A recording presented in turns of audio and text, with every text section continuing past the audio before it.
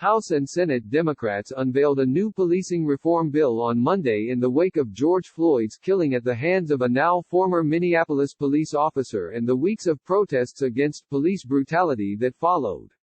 The Justice in Policing Act of 2020 contains a number of measures that make it easier to prosecute police misconduct and demilitarize police departments around the country. The bill's biggest provision seeks to end qualified immunity, a thorny legal issue that gives police officers and other public officials broad immunity from civil lawsuits. The U.S. Supreme Court, which has upheld the qualified immunity doctrine in past rulings, is currently deciding whether to hear arguments next term in a case challenging qualified immunity. The legislation also incorporates a proposal from Senator Cory Booker that would create a new national registry to track misconduct as a way to prevent repeat offenders from being rehired at other police departments. In addition, the bill seeks to ban the use of chokeholds and certain no-knock warrants at the federal level, as well as to incentivize state and local governments to do the same. Both tactics have been factors in police killings of unarmed black people. A no-knock warrant used by police in Kentucky in March ended in the death of Breonna Taylor, a 26-year-old EMT who died after officers broke down her door without warning and fatally shot her. We cannot settle for anything less than transformative structural change, House Speaker Nancy Pelosi, DCA, said Monday. The martyrdom of George Floyd gave the American experience a moment of national anguish. True justice can only be achieved with full comprehensive action. That's what we are doing today. Pelosi and Senate Minority Leader Chuck Schumer, DNY, unveiled the bill alongside leaders and members of the Congressional Black Caucus, led by Representative Karen Bass, DCA. The Congressional Black Caucus, members of which include prominent African American senators like Booker and Kamala Harris, DCA, was instrumental in writing the bill. Empathy and sympathy and words of caring for those who have died and suffered is necessary, but it's not enough, Booker said Monday. We must change laws and systems of accountability. We must pass legislation that makes our common values and our common ideals real in the law of our land. While it's unlikely the Republican-led Senate will support the bill in its current form, or that President Donald Trump would sign it into law, the legislation still signals where Democrats want to take criminal justice reform should they win back the White House and Senate in November. Pelosi also noted that the bill is a first step, and said there is more to come from Democrats on the subject of policing reform. Multiple lawmakers on Monday called the bill transformative. While the expansive bill doesn't contain any new money for police, it is clearly an attempt to establish federal guidelines for reform rather than defund police departments altogether. That falls short of what some activists are calling for, and what the Minneapolis City Council is attempting to do. We want to work with our police departments, Pelosi said. There are many things we call upon our police departments to deal with, mental health issues, policing in schools and the rest, that we could rebalance some of our funding to address some of those issues more directly. But this isn't about that. By and large, the bill would give federal agencies like the Justice Department the ability to hold state and city entities more accountable for police misconduct. Because so many policies are determined at the local level, though, the legislation faces limitations. In several points, the bill conditions federal funding on state and local governments adopting the reforms it proposes. Pressure for reforms in state and local governments is crucial. Almost all policing is done at the local and state, not federal, level. Out of the nearly 18,000 law enforcement agencies in the U.S., a dozen or so are federal. It's at the local and state level, then, where reforms can and should happen, Vox's German Lopez previously reported. With over 200 co-sponsors in the House and Senate, the bill is likely to pass the House. House Majority Leader Steny Hoyer said he will call the full House back to vote as soon as this legislation is ready to hit the floor, and Democrats are eyeing passage by the end of the month. But it probably won't get much further, especially after Trump tweeted his opposition to Democrats' proposed reforms. Senate Majority Leader Mitch McConnell has shown very little appetite for taking up bills that don't have Trump's support, and an anti-lynching bill stalled in the Senate less than a week ago. The Senate Judiciary Committee, led by Senator Lindsey Graham, RSC, will hold a hearing on police violence next week that is likely to provide more insight into what lawmakers are interested in doing. Meanwhile, Democrats on Monday condemned the inertia they've seen thus far. Just last week, we couldn't even pass an anti-lynching bill in the U.S. Senate, Harris noted, mentioning a bill that was held up due to the objections of Senator Rand Paul, RKY. The Justice in Policing Act is a wide-ranging bill that attempts to get at the problem of police brutality toward black communities through a number of different means. One of the most significant parts of the bill is a provision changing the law to make it easier to prosecute police officers who harm or kill someone, as well as those who are charged with other forms of misconduct. But the bill contains a number of other measures, including a requirement for the U.S. Attorney General to create new standards for law enforcement accreditation, the establishment of a national registry to track police misconduct, and mandatory racial bias training at the federal level. Here are some of the key parts of the bill. Revising federal law on criminal police misconduct and qualified immunity reform. The new bill would change one very significant word in federal law when it comes to prosecuting police: willful. That word means prosecutors charging police have to demonstrate there was willful intent on the part of the police officer to kill or harm someone, which can be extremely difficult to prove and successfully prosecute. The bill would change the word willful to the phrase knowingly or with reckless disregard. It would also define a death resulting as any act that was a substantial factor contributing to the death of an individual. In addition, the bill changes something called qualified immunity, which courts have interpreted to give police officers and other public officials broad immunity from being sued if they have violated the constitutional rights of an individual. The bill would make it easier for plaintiffs to recover damages against police officers if the officer is sued and found guilty.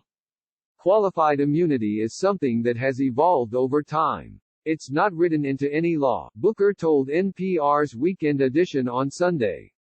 But our highest courts in the land have decided that police officers are immune from civil cases unless there's been specifically in the past a case of generally the exact circumstances that has led towards a successful action. It creates this bar towards civil action against a police officer for violating your civil rights. Ban no-knock warrants in drug cases at the federal level. The use of a no-knock search warrant in Louisville on March 13 had fatal consequences. Police shot and killed 26-year-old Breonna Taylor after using a battering ram to break down her door and exchanging fire with Taylor's boyfriend. The police were executing a search warrant for a drug case, pursuing two other men, but broke down Taylor's door because they believed the men were receiving packages at her apartment. The Democratic bill would ban these kinds of no-knock warrants in federal drug cases, but also condition federal funding for state and local law enforcement agencies on prohibiting their use as well. Ban chokeholds at the federal level. In 2014, Eric Garner was killed by New York police, who used a chokehold to restrain him during an arrest. And in May, Floyd died after a police officer placed his knee on Floyd's neck for more than 8 minutes. The legislation would put a federal ban in place on the use of police chokeholds, which is defined by the bill as an act putting pressure on an individual's throat or windpipe that impedes their ability to breathe. Such bans have already been supported by localities across the country including, most recently, Minneapolis. A federal chokehold ban would further condemn the use of this tactic by police and give the Justice Department more power to levy charges against law enforcement officers that use this maneuver. Activists have raised questions about the efficacy of such bans. Despite the New York Police Department banning chokeholds in 1993, police using the method killed Eric Garner in 2014. Establish a national registry of misconduct by law enforcement officers. There is currently very little data available about police misconduct, making it difficult to pin down past offenders and ensure that they don't receive jobs in new places. According to a USA Today report, punishment for misconduct also varies at the state level, with some requiring police to decertify while others are far less punitive. Creating a national registry about misconduct would enable lawmakers to better understand its frequency and craft targeted responses to combat it. Require states to report use of force to the Justice Department. Similarly, little is currently known about the frequency with which police officers currently use force, something the bill is striving to change. By mandating state documentation of use of force, law enforcement agencies can begin to determine how often police are engaging in such actions. Mandate racial bias training at the federal level, a reform that's been implemented in some police stations across the country. Racial bias training is aimed at getting law enforcement officers to recognize their own explicit and implicit biases, and how these attitudes affect the way they respond in different situations. Researchers have found implicit racial biases could be tied to officers being quicker to shoot black subjects versus white subjects. The training involves providing officers with evidence of these biases playing out so they are forced to recognize their existence. In addition to requiring it at the federal level, the bill would condition funding for state and local police based on their commitment to implementing racial bias training programs. Among critics of racial bias training, questions remain about how effective it is in deterring police abuses and disparate use of force. Require that deadly force only be used as last resort. The bill would change the use of force standard for federal officers from reasonableness to only when it is necessary to either prevent death or serious bodily injury. It would require federal officers to use de-escalation techniques and only resort to force as a last resort, and would condition federal funds to state and local agencies on their adoption of the same standard.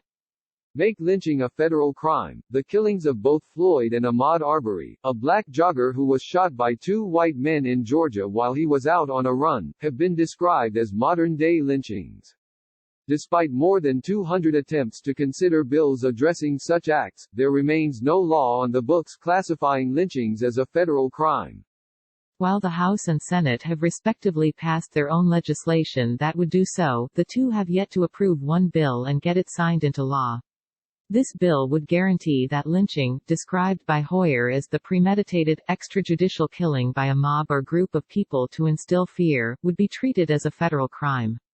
It would also classify conspiring to commit civil rights offenses, such as a hate crime, as a lynching. Require police to use more body and dashboard cameras. The bill would require federal police officers to wear body cameras and put dashboard cameras on all federal police vehicles. It requires state and local departments to use existing federal funds to increase body camera use, which has been on the rise since the 2014 shooting death of Michael Brown in Ferguson, Missouri. However, research has shown that more cameras aren't the whole story. Police don't always turn them on or review the footage while writing an incident report, and footage is not always made public.